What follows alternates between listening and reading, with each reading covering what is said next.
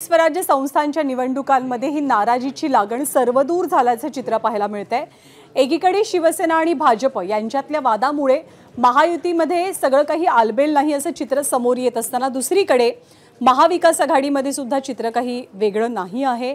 महाविकास आघाडीमध्ये सुद्धा कुरबुरी सुरू आहेत। आता महायुतीमध्ये वाद कशावरनं रंगलेला आहे तर तो नवाब मलिकांवरनं रंगलेला आहे। नवाब मलिक यांची एंट्री झालेली आहे। नवाब मलिकांवरती निवडणुकांच्या दृष्टिकोनातनं राष्ट्रवादी काँग्रेसकडनं जी जबाबदारी देण्यात आली त्या जबाबदारीवरती भाजप कमालीचा नाराज असल्याची माहिती आहे। त्यामुळे नवाब मलिक यांची भूमिका आता महायुतीमध्ये सुद्धा मिठाचा खडा टाकणार का याची चर्चा रंगते आहे। मनी लॉन्ड्रिंग सारखे गंभीर आरोप असलेल्या नवाब मलिकांना मुंबईचं नेतृत्व देणं मान्य नाही असं भाजपचं म्हणणं आहे। 2022 साली नवाब मलिकांना अटक सुद्धा झालेली, ते सध्या जामिनावरती तुरुंगाबाहेर आहेत। दाऊद इब्राहिमची बहीण हसीना पारकर, सलीम पटेल, 1993च्या मुंबई स्फोटाचा आरोपी सरदार खान आणि नवाब मलिक यांची गोवावाला कंपाऊंडमधील मुनिरा प्लंबर या महिलेची 3 एकरांची जमीन कट रचवून बळकावल्याचा आरोप आहे। त्यामुळे आता मलिकांवरनं सुरू झालेला हा सगळा वाद मुंबईत कोणत्या टोकाला जातो आणि तो महायुतीसाठी घातक ठरतो का हे पाहावं लागेल।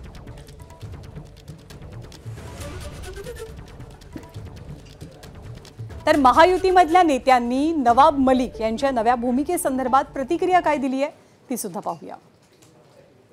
भूमिका पहिली तीच होती, आजही तीच आहे, उद्याही तीच राहील।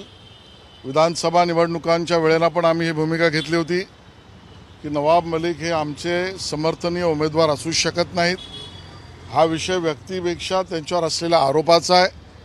हा विषय त्यांच्या पक्षाचं नेतृत्व नवाब मलिक यांच्याकडे असेल तर त्यांच्यावर असलेले आरोप हसीना पारकर आणि अशा सगळ्या आरोपांच्या संदर्भामध्ये भारतीय जनता पक्ष तडजोड करू शकत नाही। कार्यकर्त्यांची आमची भूमिका आहे की या महायुतीमध्ये राष्ट्रवादी काँग्रेस, अजितदादा पवार, नवाब मलिक यांच्या नेतृत्वातली नसावी, असू नये, हीच आमची भूमिका आहे। त्यांच्या पक्षातला निर्णय काय करायचा त्यांचा अधिकार आहे।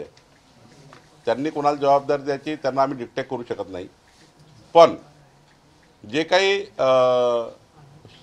नवाब मलिकांना अजितदादांनी त्यांच्या पक्षात घेतलं आहे त्यांच्यावर असलेले आरोप प्रत्यारोप विचारात करून किंवा जे काही त्यांच्यावर गुन्हे दाखल झाले याचा विचार करून अजितदादा योग्य निर्णय घेतील।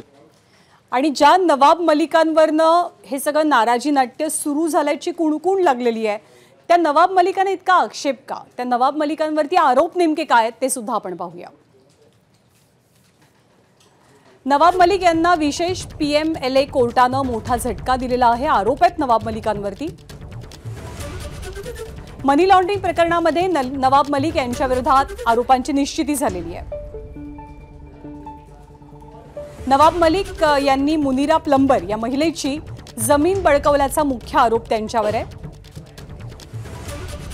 दाऊदची बहीण हसीना पारकर, 93च्या स्फोटांचा आरोपी सरदार खान यांचा सुद्धा कटामध्ये सहभाग असल्याचा आरोप आहे। आणि या सगळ्यासोबत नाव नवाब मलिकांचं आहे। याच प्रकरणी 2022 साली नवाब मलिकांना अटक झाली आणि सध्या ते जामिनावरती बाहेर आहेत। आरोप निश्चितीनंतर आता डिसेंबरच्या दुसऱ्या आठवड्यापासून या प्रकरणाची सुनावणी सुरू होणार आहे। दरम्यान आशिष शेलार यांनी काही वेळापूर्वी जे वक्तव्य केलं, जे वक्तव्य आपण नुकतंच ऐकलं, त्यांच्या त्या वक्तव्यावरती प्रफुल्ल पटेलांनी काय स्पष्टीकरण दिले किंवा काय भूमिका घेतली आहे तीही आपण पाहूया। नवाब मलिक आमचे ज्येष्ठ सहकारी आहे आणि त्यांचा जे काही न्यायिक प्रक्रिया आहे त्यामध्ये अजून कुठेही ते दोषी आहे असा कुठेही सिद्ध झालेला नाही। आणि त्यामुळे नवाब मलिक एक ज्येष्ठ नेते राष्ट्रवादी काँग्रेस पक्षाचे आहे आणि त्यांना योग्य मुंबईची जबाबदारी दिली गेली। एकमेकांच्यावर टीका न करता आम्ही योग्य रीती या निवडणुका आम्ही लढणार। जिथे शक्य आहे तिथे आम्ही युतीसुद्धा करणार। आणि नवाब मलिक यांच्यावरती राष्ट्रवादी काँग्रेसनं अशी नेमकी कोणती जबाबदारी दिली आहे की ज्या जबाबदारीवरती भाजपनं आक्षेप घेतलाय? ही जबाबदारी काय आहे? नवाब मलिकांच्या अध्यक्षतेखाली निवडणूक निर्णय समितीची राष्ट्रवादीनं स्थापना केली आहे। नवाब मलिक यांच्या नेतृत्वात मुंबईचे 2 कार्याध्यक्ष आणि 8 प्रभारी काम करतील। एक प्रकारे मुंबईच्या निवडणुकीचे राष्ट्रवादीसाठीचे प्रमुख हे नवाब मलिक असतील। उमेदवारांचा सगळा डेटा गोळा करून जिल्हाध्यक्षांकडे जो अहवाल सादर होणार आहे तो अहवाल नवाब मलिक तयार करणार आहेत।